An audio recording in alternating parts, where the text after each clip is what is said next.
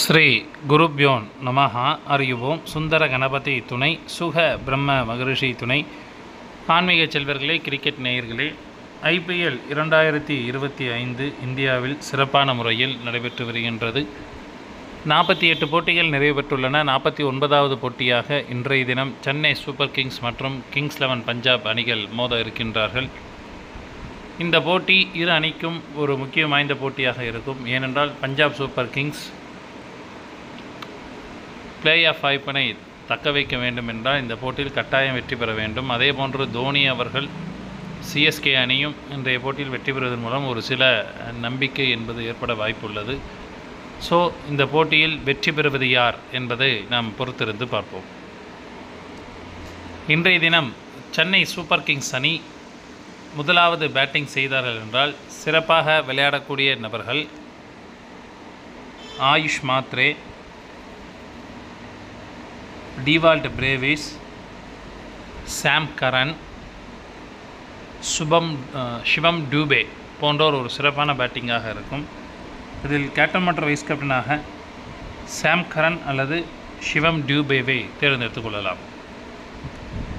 அடுத்தபடியாக Chennai super Kings அணி முதலாவது பந்து வீசினார் என்றார் விக்கெட்டுகளை வீழ்த்தக்கூடியவர்கள் மகேஷ் பதினரா, நூர் அகமத், சாம் கரன் போன்றோர் விக்கெட்டுகளை வீழ்த்துவார்கள்.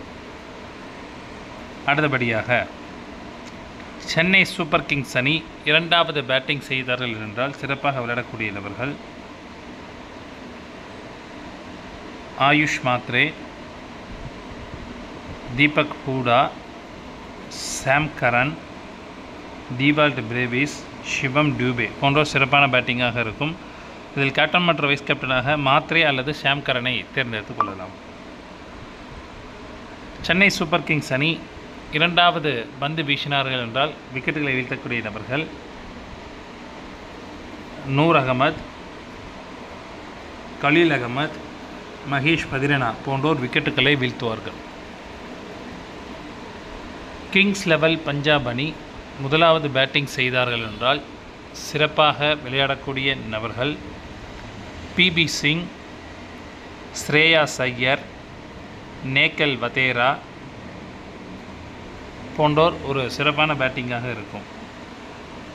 மேக்ஸ்வெல் அல்லது ஜான்சன் இருவரில் ஒருவரை எடுத்துக்கொள்ளலாம் ஆல்ரவுண்டராக. PB சிங், ஸ்ரேயாஸ் ஐயர், நேக்கல் வதேரா இவங்க 3 பேர் கன்ஃபார்மாக விளையாடுறதுக்கு வாய்ப்புண்டு. மேக்ஸ்வெல் அல்லது யான்சன் 2 பேர்த்தில் யாராவது ஒருத்தர் எடுத்துக்கலாம். என்னை கேட்டால் Jansen is the best option அப்படின்னு சொல்லுவேன். ஸோ அப்போ 4 பேர் எடுத்துங்க. இதில் கேப்டன் மற்றும் வைஸ் கேப்டனாக ஸ்ரேயாஸ் ஐயர் அல்லது யான்சனை தேர்ந்தெடுத்துக் கொள்ளலாம். கிங்ஸ் 11 பஞ்சாப் அணி முதலாவது பந்து வீசினார் என்றால் விக்கெட்டுகளை வீழ்த்தக்கூடியவர்கள் Harshdeep Singh, Marco Jansen, Maxwell போன்றோர் விக்கெட் வீழ்த்தக்கூடிய அமைப்பு என்பது உண்டு.